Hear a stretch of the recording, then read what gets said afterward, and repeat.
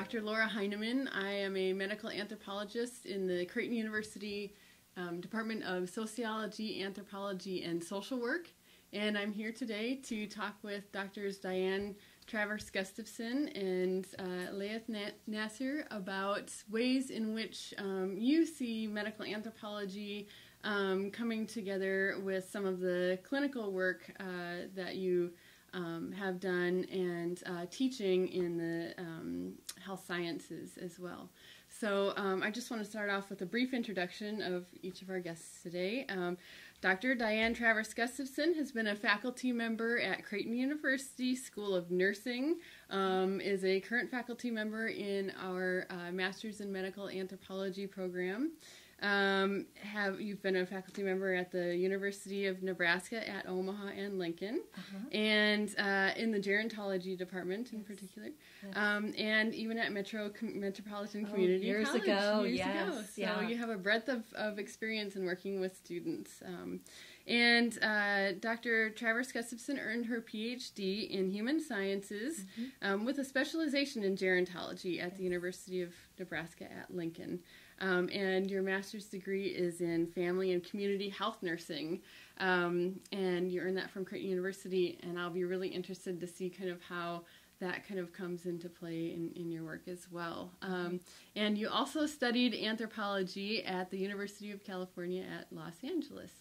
And so Dr. Travers Gustafson has been a research associate and co-investigator with the Creighton University Osteoporosis Research Center, working on cancer and vitamin D studies, and a clinical research coordinator at Prairie Fields Family Medicine in Fremont, Nebraska. And you've done extensive work in public health nursing and primary care nursing. And I probably have left many things out of that introduction, but took a lot of years to get all that things done, right? And Dr. Laeth Nasir is professor and chair of family medicine at the Department of Family Medicine at Creighton University. Dr. Nasir earned his medical degree from the University of Jordan and went on to do fellowship work at the Department of Surgery at Deaconess Beth Israel Hospital in Boston, Massachusetts. You completed a residency in family medicine at the University of Nebraska Medical Center and went on to become a faculty member there, being promoted to the rank of full professor in 2005. And you were awarded a Fulbright scholarship, J. William Fulbright Scholarship, and as a visiting professor at the University of Jordan in Amman, Jordan. And over the years, Dr. Nasir has served as a consultant to the World Bank and USAID and a number of other organizations. Dr. Nasir has served as chairman of the Department of Family Medicine and acting chair of medical education in the Faculty of Medicine at the United Arab Emirates University in the United Arab Emirates. And you've written on a variety of topics, serving as editor-in-chief of the Emirates Medical Journal from 2009 to 2010. And you have a special interest in cross-cultural aspects in medical care. So that really is a perspective that I think is one of the bases of our conversation today. You've been the co-editor of the medical textbook, Caring for Arab Patients, A Biopsychosocial Approach. And you're currently co-investigator on a grant with Harvard University exploring mental health care delivery in primary care settings in Middle Eastern countries. And we all work together with Dr. Alexander Rodlick and Margot Minnick in the School of Nursing, along with some community partners, Claire Herzog and Celeste Mitchell, on a study where we're trying to better understand health needs and concerns of local members of the local refugee communities here in Omaha, Nebraska. So again, I'm sure I left things out, but we have a wealth of experience to draw on here. And I just wanted to just sort of have a conversation around kind of this coming together of medical anthropology and medicine. And how did each of you come to be familiar with medical anthropology?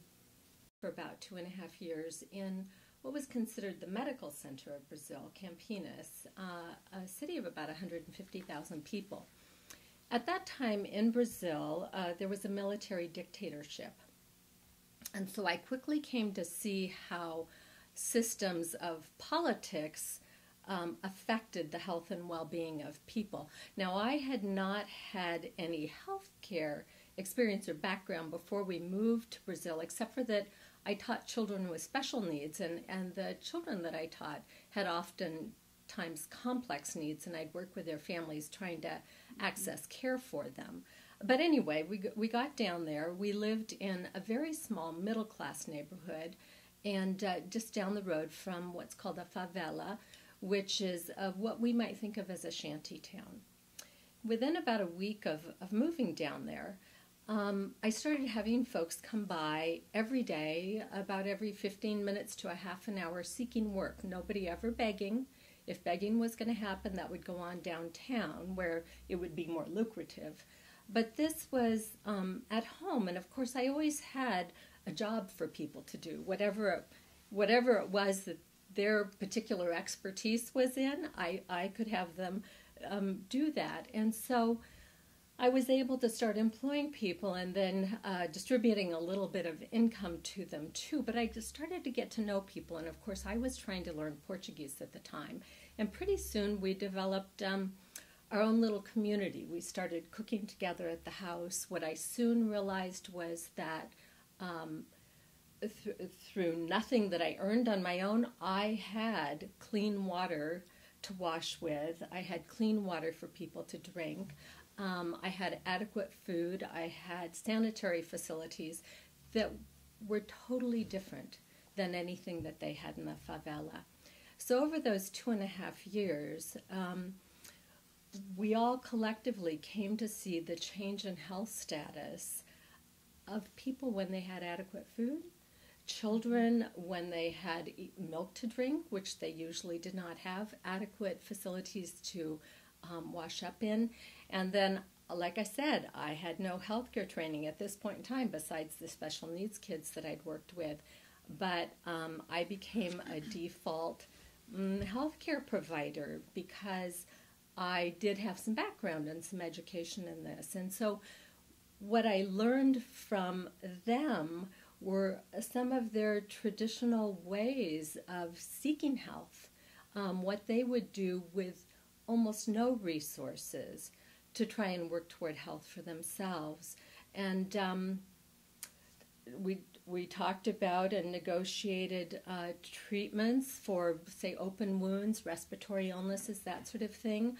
I learned that they valued anything that they would get by a needle much more than anything that they would take orally or that we would put on topically. But we learned a lot together in those 2.5 years. And I realized probably afterwards that I had been applying participant observation. I did interviews with some of the women and the men in the favela who had most of the power and made decisions. I could see decision-making happening. And so I think I had an experience of medical anthropology. Mm-hmm. I was a participant observer. Mm-hmm. I did engage with them. We worked on things together, and we sort of decided where to go in terms of their health. There was no public health system in Brazil at that time under the military dictatorship. There was only health care, and there was excellent health care for people who could pay for health care. So what we did was just use the resources that we had. But I think that was my first experience in applying anthropology as a healthcare practice. Mm-hmm. Mm-hmm. Great. Wow. Great. Wow. Well, I was brought up kind of an anthropologist. I was brought up in two different cultures. My mother's American, my father's from the Middle East. Mm-hmm. And so I've lived in both places, and I was always very interested to see that wherever I lived, everybody seemed to be intelligent and well-meaning and hold totally different opinions of things. And on the face of it, didn't make sense to me, but I gradually realized that it was culture that was making the difference. And so I had an intuitive grasp of both cultures, I think, and was always, again, observing one culture or another growing up. And then when I went back to the Middle East to go to medical school, I had an even more intensive experience because I could see, at that age, I was very much steeped in American ideas of what health was. And I could see that although the teaching of medicine that went on in the Middle East was scientifically very sound and very, how should we say, very faithful to the tradition from which it came, which is the West, it actually, there were so many disconnects at the level of culture that it was very astounding. You would see that people would say things like, well, we don't do that here. And I'd say, well, why not? And they said, we just don't do that here. And they wouldn't be able to articulate it any further than that. And so that made me very interested because I realized that what we were learning was something that, was in the textbook from the United States, and it was, obviously scientifically very sound, but could not really be implemented in that culture, or would have to undergo some drastic modification to have it implemented. And so that's where I became very, very interested in learning more about it. And so reading anthropology and trying to find out as much as I could about it. That's great. Yeah, it's so interesting to see that you both really were applying anthropology in many ways, even before, we knew what it was. Yeah, really, know it. Yeah, even before you had formal training, sort of in Right. that way. Yeah. Right. Yeah. Great. All right. Well, thank you. I'm just wondering. So you told us a little bit about kind of how you came to anthropology. So in what ways do you find yourselves drawing on medical anthropology or using an anthropological perspective in your own work, in your current work? Well, it's very interesting because, just like many Westerners, I think I felt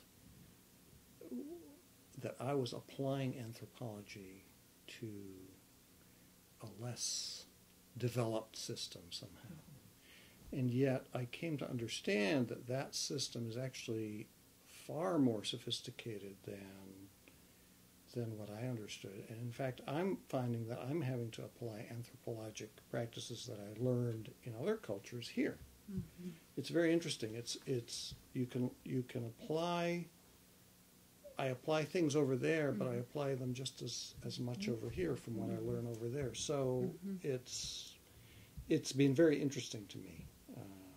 And a real eye-opener over the years of how much things that I notice when I practice in the Middle East, say, that it clarifies for me so much of what goes on over here with patients and with communities. Mm-hmm. Yeah. So it's interesting because you see there's just a different side of it. It's not like one is more developed than the other. It's that you see a different side.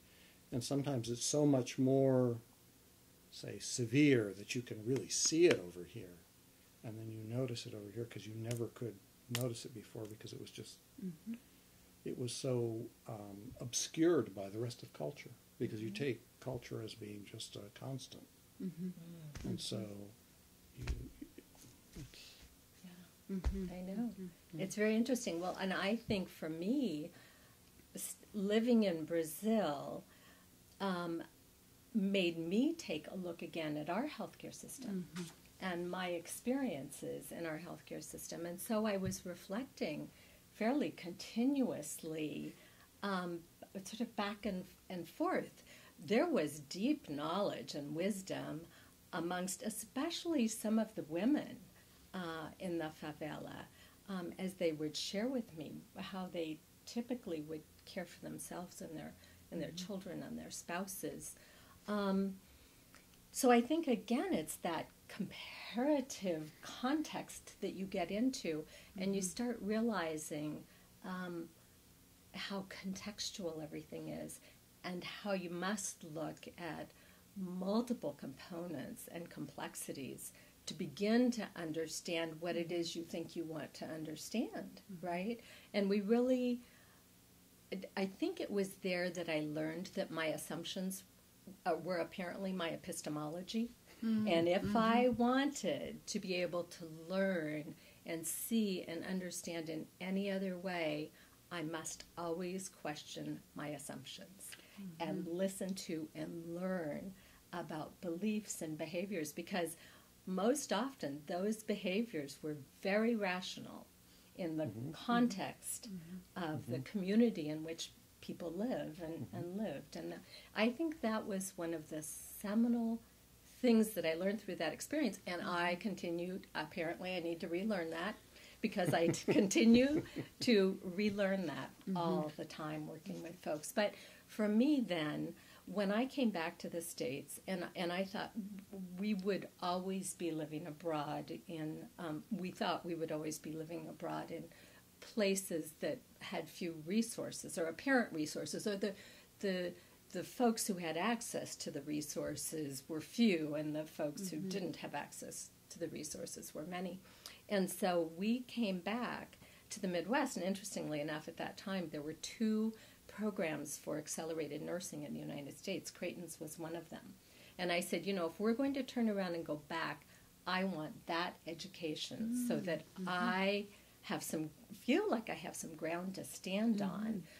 So I came to Creighton, and I was very lucky because my faculty members, it seemed to me, allowed me to talk about and entertain what I was learning through this lens that I had learned in my undergraduate life and had sort of lived while in Brazil. So I hope that I continue to try and take that framework forward.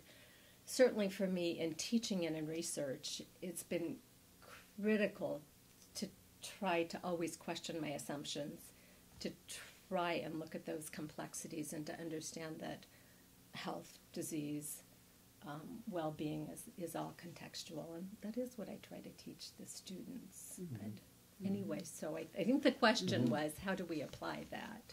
Right. Absolutely. Yeah, in your current work. Right. Right. Yes. Right. No, absolutely. And that's so interesting. And that actually kind of leads to my next question, which is how you both are working closely with students who are in training to go into medicine, other health professions, nursing.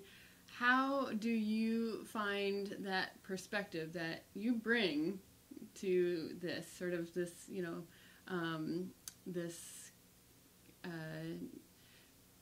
being in tune with context, the importance of context, the importance of culture, a comparative perspective, and what that can bring? How do you bring that into your work into your clinical work, but also your work with future clinicians? And how is that message received? Well, I think in just so many ways.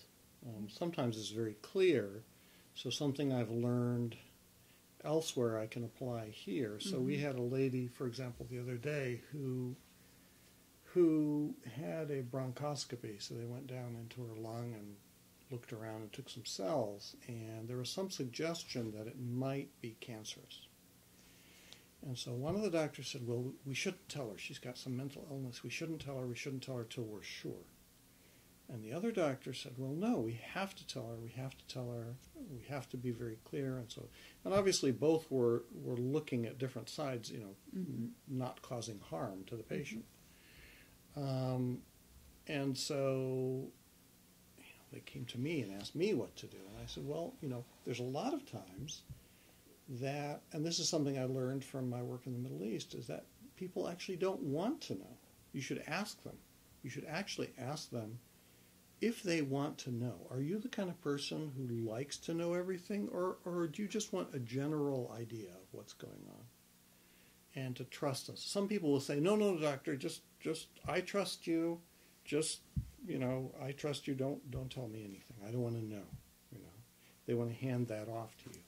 So little things like that can give you quite a bit of depth and understanding and being able to explain to people how you come to the conclusion, maybe not to tell the person or to tell them indirectly. In many other cultures, and even in this culture, many times you can tell people things that they understand and you understand, but you never say anything explicit. Nothing's ever explicit, but there's an understanding of what's going on, and and so being able to bring that skill to people, to be able to meet people where they're at, I think is very valuable. So that's just one place that you can bring it. Yeah. Oh, absolutely. I agree with you. I like to start with my students with themselves, starting to think about and explore some of their ways of knowing about their health, how they knew about health and disease and illness within their families and communities, how they sought remedies if there was something wrong. So always starting at home with ourselves, because most of health care goes on within the family and the community, right? And especially in rural areas, and we're farmers, so a lot of my early practice in public health was out in rural areas. I used to drive about 100 miles a day, seeing people in their homes, in the communities, in the schools, at senior centers, that's what we called them at that time. So I had a real opportunity for diversity of experience. So students, and I'll give them little illustrators of some of my experience from being out there with a multitude of different ethnic groups, because at that time, really, the Swedish communities were still pretty proud that they didn't have taverns in town, whereas the Czech communities would have 4 different taverns, and they were pretty proud of that. So there were a variety of things, differences, even amongst the communities in our county. But anyway, it's starting with ourselves and then starting to look elsewhere. But we always talk about that when you do an assessment of a family, of a person, and the person's always in the context of family, and the family's always in context with the community. How do you do that assessment? So you'll do your physical evaluation, you'll do your mental and social health evaluation, spiritual evaluation, but just start with beliefs and behaviors. What do you think caused this problem? What have you done about it so far? What do you think would be really effective to help you with this? How can we do that together? So that's sort of how I go about approaching the issue with the students who are in the undergraduate work. At the graduate level, actually, so many of them have been out in practice. We really talk about their practices and what their experiences have been, and how to move toward more cultural sensitivity within a practice, and how to be, we like this word competency in healthcare. It's not one of my favorite ones, but how to be competent with your healthcare, whether you're working with a family or a group in the community, something like that. So those are some of the ways I go about it. Now, I do have folks who sometimes say to me, you know what, I don't understand your anthropology stuff, and I'm about saturated here, but I feel like at least if we bring up the issues, then even if just some later time they think, oh, okay, maybe that did have some meaning, then it's worth it. I don't mind being known as that anthropology lady. That's great. Well, that actually leads nicely to another question that I had, which is, do you ever find that your anthropological perspective, and or however you might label that, is ever in tension with more sort of the medicine, health sciences, nursing perspective, or do you ever find that those two are in tension with one another, and maybe not? I think in medicine they're always in tension with each other, because you can easily test for medical knowledge, and that's what's on the boards. You can't easily test for perhaps attitudes or knowledge about other cultures or being able to be sensitive to other cultures, and so people tend to ignore that piece, whereas it's probably the more important piece in a way, especially now that we have the internet and all of these systems where we can look up things.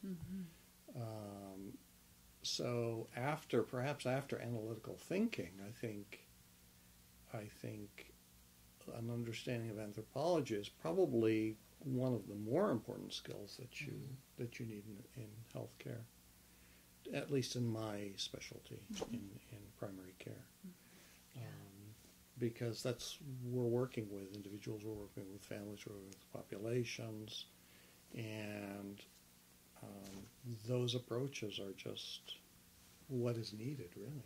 They really are seminal, aren't they? No, and you're absolutely right. So some of the resistance is, well, I won't be tested on that. That's You right. know, you're absolutely right. And so the bioscientific information, which frankly I love. I mean, I love understanding what vitamin D is as a hormone and the changes that it makes. And hopefully we do when we're in the healthcare sciences. But we have to look at that in the broader context.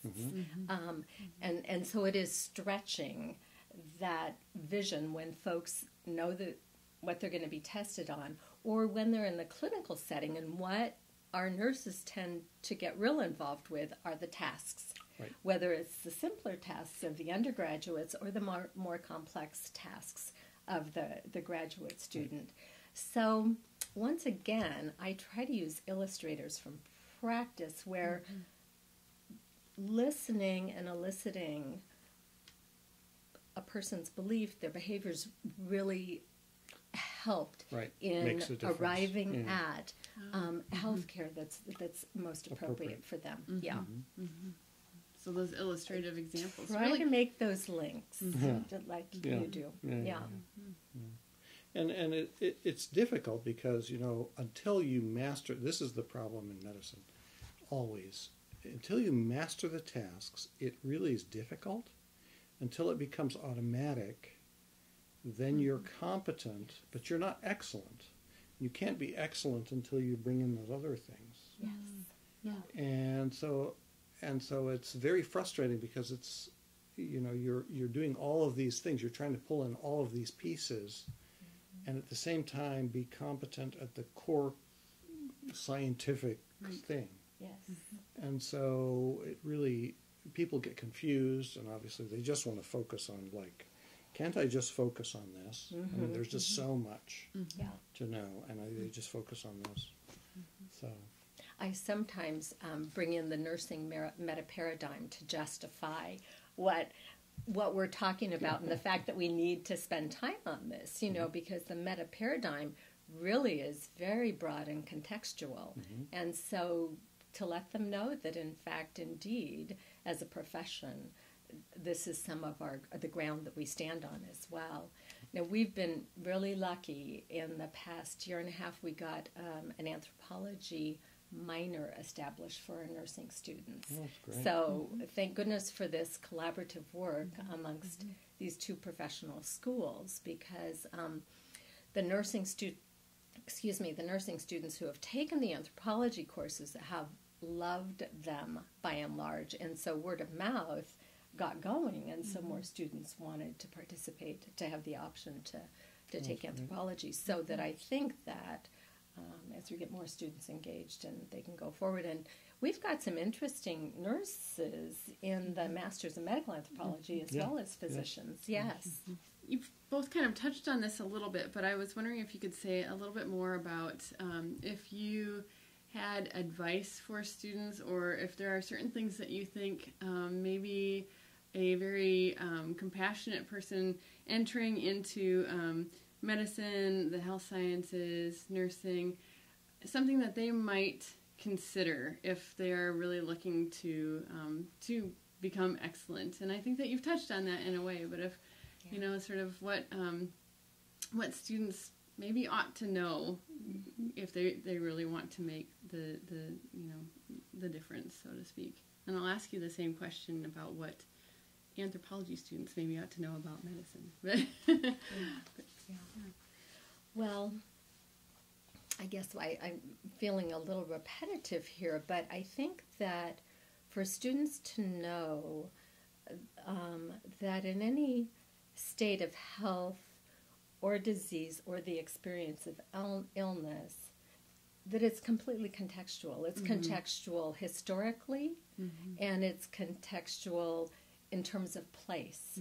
So when you're caring for someone, you're going to have a much more certainly resilient practice, and you're going to offer folks a whole lot more if you're aware of those issues. So the value of learning how to evaluate, assess, and practice with those things in mind is really rich, and especially if you want to go on with continuous learning and continuous development professionally. So, did I respond to what you asked? Absolutely, Oh, okay. absolutely. And I know that this has come up already, but I just, you know, to make it sort of... It gives you a lot of insight. It gives you much more insight and a much broader menu of responses that you can offer because you have seen this whole menu and you kind of understand what the possibilities are rather than just one, you know, or two.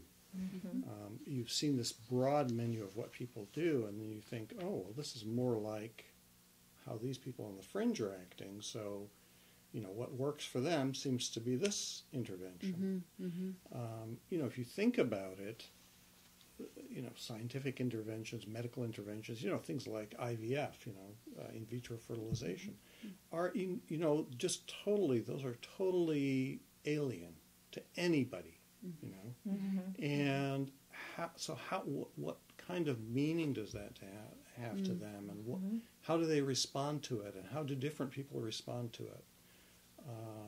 It's really just fascinating to understand that, number one. So it's interesting, but it also allows you, again, to kind of anticipate and respond to people's reactions to all of these very strange interventions that we're doing to them.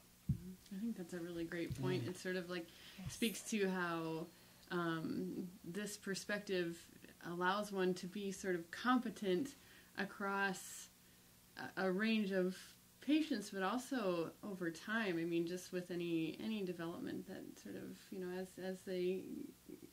they happen in medical science, sort of allows one to be in tune with changes in the field over time as well. And that is one of the things that I think that medical anthropology really can offer students as they study it, are a whole set of tools that you don't necessarily get in medical school or nursing school about engaging with people about health and illness. So that sort of macro view, and then also down to the micro. So what do we do locally? How do we look at things across a population? How do we compare and come up with something that will help move things forward? So I think those are tools that are very... very specific to medical anthropology that enrich healthcare practitioners. And also can make you question your assumptions, even your very basically held assumptions. So, you know, this example I keep thinking of, when we were in the Gulf, we had a patient who was essentially brain dead on a ventilator. And the family were Shiite Muslims. And the Shiites tend to have a jurisprudence process where they go and they take some religious problem or some problem of living back to the wise people for them to tell them what to do. So they did this. They went to Iran and asked these people what to do, and should we discontinue this person off of life support? And the answer came back, no. And their reasoning was, you know, even though, you know, you have a body and you have a soul, we don't know what work the soul is doing at this point. We don't know. So if we don't know, we shouldn't intervene in a way that might negatively impact it. So it makes you really You know, it challenges your own assumptions of what life is about, and so it's very interesting. You know, you can you think about things in a different way. That's a great example. Yeah, that is a great example. And so sort of the flip side of that question is, you know, if the subject of this conversation is kind of the coming together, are there things that you think it might be useful for anthropologists or medical anthropologists to know from sort of the clinical perspective, maybe anthropology students thinking about, you know, how to engage with the health sciences community, medicine, nursing? Well, one of the things that I think about right away, and this is something that Margot and I have experienced with our work with the refugee families and communities, is we're an action practice, you know, so action research and community participatory action research are really comfortable to us. It's like, okay, we're engaging in this process. It's an iterative thing, but we all have recognized that perhaps you want something to happen here, you know, whether it's the visits at home with the elder women in the community to start learning something that they've identified, and yet we're a little constrained in our research process here because we didn't set up the methodology as an action research. So I do know that because we're so used to practice, we want to act, you know, so I think that that's something that's been made real clear to me with our current research. Yes. That's a great point. Yes, that's a very good point. Yeah, you know, obviously you get a richer experience if you're within, and so at least my bias is that if you do have some medical training or some scientific training, it really does help you to understand how people are thinking, whether that be right or wrong. You know, there's certainly value to observing things from an outsider's perspective very clearly.